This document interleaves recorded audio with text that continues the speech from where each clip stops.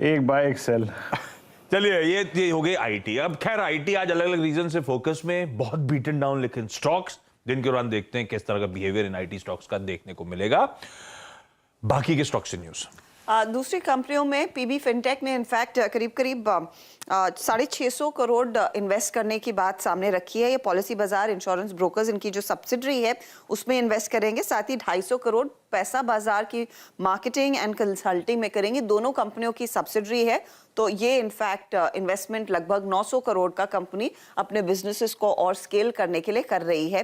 PB fintech की मैं बात कर रही हूँ। दूसरी तरफ अशोका बिल्डकॉन रेडार पर रहेगा। अशोका बिल्डकॉन को एक लेटर ऑफ एक्सेप्टेंस मिल गया है सदर्न वेस्टर्न रेलवे के लिए। इनको दरअसल एक प्रोजेक्ट कंप्लीट करना है। ऑर्डर साइज जो है वो करीब 258 करोड़ का है, तो वो स्टॉक आप रेडार पर रखें। इसके अलावा स्पाइस जेट, और स्पाइस जेट के लिए एक बहुत बड़ा झटका है। कल ही हम रिपोर्ट कर रहे थे कि कंपनी ने दरअसल 80 पायलट्स को, जो बॉम्बार्डियर और बोइंग वाली फ्लीट पे से 80 पायलट्स को लीव विदाउट पे पर भेज दिया है। अब डीजीसीए ने कंपनी पर एक्शन लिया है। डीजीसीए ने कहा है कि 29 अक्टूबर तक 50% क्षमता पर ही कंपनी अपनी फ्लाइट्स ऑपरेट करती हुई दिखाई देंगी। तो ये इनफैक्ट नियम और भी कड़े होते हुए डीजीसीए का स्टैंड स्पाइस जेट के तरफ और भी कठोर होता हुआ दिखाई दे रहा है। और 29 अक्टूबर यानी कि यहां से अब दशहरा दिवाली दोनों जो ये फेस्टिवल सीजन है वो आ जाएगा, और स्पाइस जेट सिर्फ 50% उड़ाने ही भर पाएगी। देखना इनके शेड्यूल में कितना बदलाव होता है। दूसरी तरफ आज पीएफसीआरईसी रेडार पर रखिएगा। दरअसल कुछ रिपोर्ट्स ये सजेस्ट कर रही हैं कि सरकार इस समय चर्चा कर रही है कि पावर फाइनेंस कॉर्पोरेशन अपना कंट्रोलिंग स्टेक आरईसी में बेच दे। ये इनफैक्ट स्टेक पावर ग्रिड को बेचा जाएगा, और यही चर्चा आरईसी के साथ भी हो रही है। तो देखते हैं स्टॉक्स में क्या रिएक्शन आता है, और फिर ये जो पैसे आएंगे क्या वो कंपनी के साथ रहेंगे या फिर सरकार को भी कुछ पे आउट होता हुआ दिखाई देगा, वो आपको फोकस में रखना होगा, क्योंकि एक दूसरे में क्रॉस होल्डिंग है। फोर्टिस हेल्थ के रेडार पर सुप्रीम कोर्ट में आज याद रखिएगा वर्डिक्ट आने वाला है आईएचएच के ओपन ऑफर का।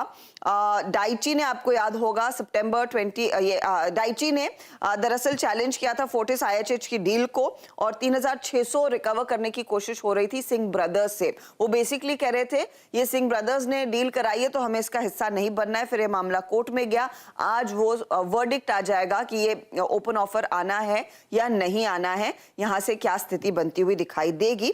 आईएचएच ग्रुप ने 31% हिस्सा, याद रखिएगा, फोर्टिस में खरीदा था। 2018 की ये बात है, और ओपन ऑफर आएगा तो 26% के ओपन 26% और अतिरिक्त स्टेक के लिए ये ओपन ऑफर आएगा। हेरिटेज फूड्स भी रेडार पर रखे। हेरिटेज फूड्स की बोर्ड बैठक 30 सितंबर को होने वाली है।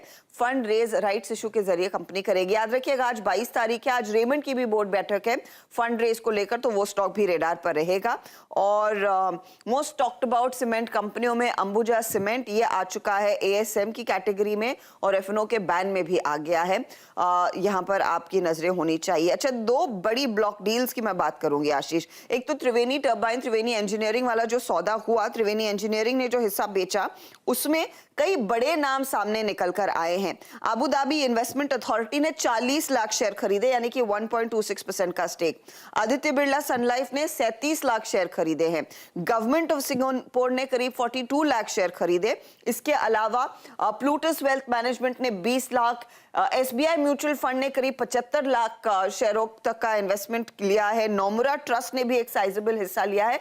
तो ये बड़े नाम आए हैं जिन्होंने दरअसल त्रिवेणी इंजीनियरिंग का जो स्टेक बिका है कंपनी में वो खरीदा है। तो नए नाम, नए फंड्स यहाँ पर एंटर होते हुए दिखाई दिए हैं। और डोडला डेयरी भी रेडार पर रखेंगे। यहाँ पर भारत बायोटेक ने करीब 20 लाख शेयरों से ज्यादा का स्टेक लिया है। 525 रुपए प्रति शेयर के आसपास हुआ है सौदा। 3.4% के आसपास का ये हिस्सा अब उस पर्टिकुलर एंटिटी ने खरीदा। टीपीजी डोडला डेयरी में जो अब हिस्सेदारी है वो करीब कम होती हुई दिखाई दे रही है। 9.8% का हिस्सा था, उसमें से 3.4% स्टेक बिका है।